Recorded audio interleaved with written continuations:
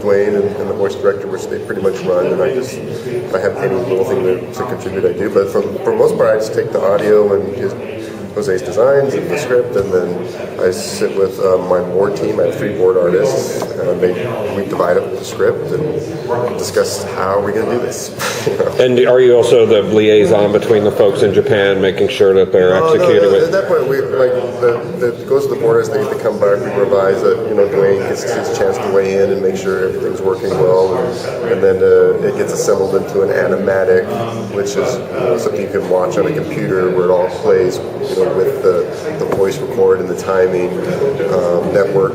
That stuff you guys do in-house before you ship it over? Network, goes to network, and Vogel, and these guys get a chance to see it and make sure it's what they want and weigh in. They're our first audience. Right. Yeah.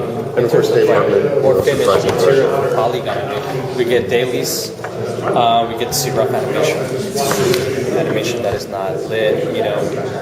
There's different stages. Different stages in the process, but all that material goes through Dave Hartman, and it goes to the other 3 supervisors against Toyama, who takes care of all the sets of the show, and Christoph. So it does all the color stuff, and then the characters. So with that, the process in terms of getting the finished animation, the 3 of us, and they take care of it. And when you're working on an episode, is it intensive? You do an episode end to end, it gets finished, and then you move on to the next one? The way animation works, if you look at an animation schedule, it's not like one episode. It's 1 episode, 2 episodes, 3 episodes, 4 episodes, 5 episodes. So when you're in the middle of a season, you are literally working on all of these shows at the same time, because you need to, in order to afford to do animation, you need to get this one out the door, and then a couple weeks later, so you go through this whole, the beginning stage is kind of slow ramping up, then you're in the thick of it for weeks and weeks and weeks, and then it sort of dies down again, and then animation starts coming back and it all starts over. Yeah, I'm directing 3 episodes right now. So Dwayne, how far are you into season 2 right now, and Vincent, how much of it is finished? We are actually just heading into the final scripts of season 2. We're writing the finale as we speak. So season 2 is all figured out. Season 3, we know where we want to go. Right. If there is a season 3, hopefully. So you guys got to break the record of 3 Transformers seasons per cartoon. It's like a pattern. It really is. You're right. No, I'm hoping so. I think we're feeling pretty strong. We're feeling strong about it, and Hasbro. Season 2 will take us through how many episodes? 26 is season 2. We are producing 26 episodes right now. Because we've been told there will possibly be 100 overall. Is that correct? That would be awesome. But that's the long term. We hope. But I think that we're working really closely with Hasbro. We're working really closely with the Hub, and everybody is 100% supportive of Prime. So as long as the fans keep coming out, on wood, we are happy to keep doing as much Transformers Prime as possible, because we're all loving the show. So Vincent, have you guys completed season 1, and are you already doing animation for season 2? Season 2, yeah. We're looking at number 14 next week, aren't we? The Spoilers? Yeah, so. Is it true Jeffrey Combs doesn't come to the recording sessions in pants? And if that's true, what is he wearing instead? It came out of BotCon. Did it? It came out of BotCon. Jeffrey Combs does wear pants. However, I worked with Peter Stormare on Batman vs. Dracula, and his pants were making so much noise because he had vinyl workout pants on, and when we mentioned it to him, with a big smile on his face, next thing we knew, those pants were flying off. So, real proud. That's my no pants story. The live cast reading at BotCon was spectacular. So, getting those actors together, does it ever become R-rated? Just Kevin Michael Richardson. Just Kevin Michael Richardson. I don't think I've ever been in a voice record for any animated series that did not become R-rated at some point. Yeah. You put a bunch of people who are extremely talented actors in a room for several hours and have them doing these lines over and over and working these scenes. At some point, somebody breaks, and once somebody breaks, it just goes downhill from there. And it's always Kevin Michael. Richardson. Now, I feel sorry for you guys. There's quite literally thousands of characters, and you've probably heard this already. I was a little surprised to see an obscure character like Skyquake brought about as an evil guy. how do you guys decide who you're going to bring up as either a cameo in a show or a nemesis or someone obviously to keep things out of balance? You know, like I said, it's a two-way street. In some cases, it was wish list, whether it was Mike Vogel wish list, whether it was Brand wish list, whether it was just, you know, a notion of it's a fan favorite, we've got to bring he or she into the show.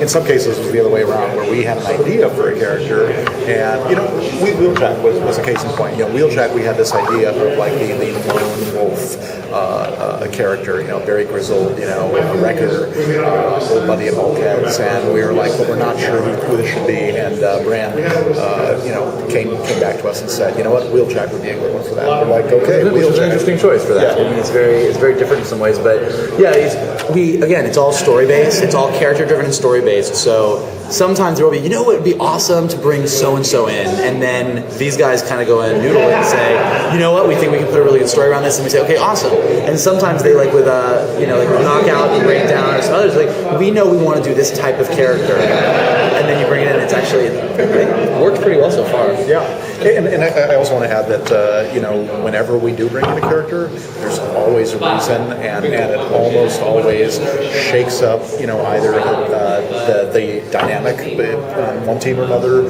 or is sort of a game changer in the unfolding of the saga. And so, you know, there were requests, you got to bring in so and so. I wish I could say these so and so's. I don't know if I can. You can't say those so and so. But there was one where, you know, they kept on coming out as for a character. It was a Decepticon, and we were like, no, we don't know where to put him right now. It's not working. No.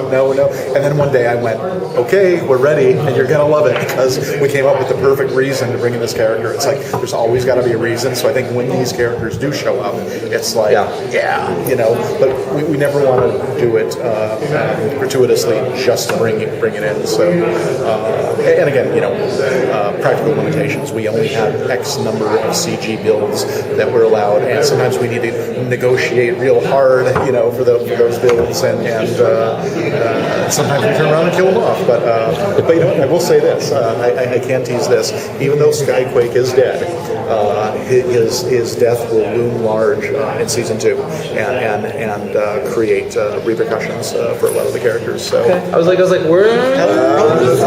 how's that for a tease? Jose, since you get to design the props and weapons, are there any famous sort of artifacts in the Transformers mythos you've gotten to take a crack at design-wise, like the Allspark Cube or the Matrix of Leadership? I think the biggest one we That's You can't say anything.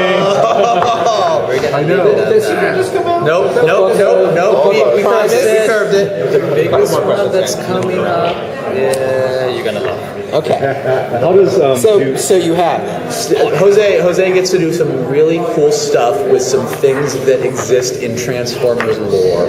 Okay. how does June's character affect the dynamics now that she's introduced to all the robots and stuff? Is she gonna like set up shop and clean house for them while they're out fighting the Decepticons and stuff? Or? You know, I mean, to be honest, we tackled it head on because we needed to, and crisscross and metal attraction. And then, you know, as with many things, we sort of, you know, put that to bed. You know, it's like, okay, we've done it, we've dealt with it, and she will come and go, but she is not a permanent part of the base by any stretch. I think, you know, in some ways that would take some of the fun out of it, like the mom's hanging around. And that's Which was great is that's exactly what you did in the episode. Mom, she was there, and it was like Miko's like, "This isn't fun."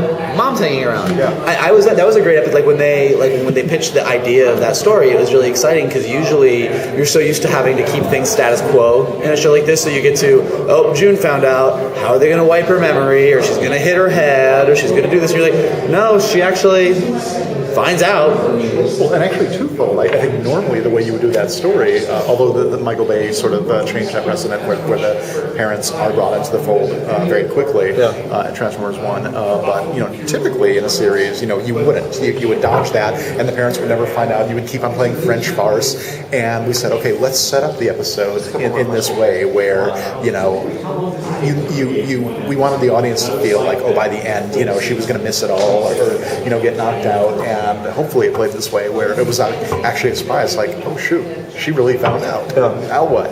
So Yes. And by the way, I know there's been a lot of talk about June's heels comments. People reading that into it, it really, I think, with us, there's always a level of nuance to it. And I think the level of nuance is, Optimus Prime is sort of the ideal man. He's the guy who never leaves, unlike Dad, and so there is that layer. But really, it was just a dry bit of humor on her part, she wasn't wearing heels. If you look at this footage, she is not wearing heels. So, Jose, did you design Raph after? Is it Rachel? Look, Rafi. I don't know. Rafi Wade. They hit us up with Yeah, So he was your visual reference for the character, right? No, he wasn't. But it was crazy how the resemblance kind of went out. He's kind of got your hair too. The one. I think he modeled himself after your character. He liked it so much, he just went. I think usually, obviously, we went through different versions of Raph, and ultimately the final design.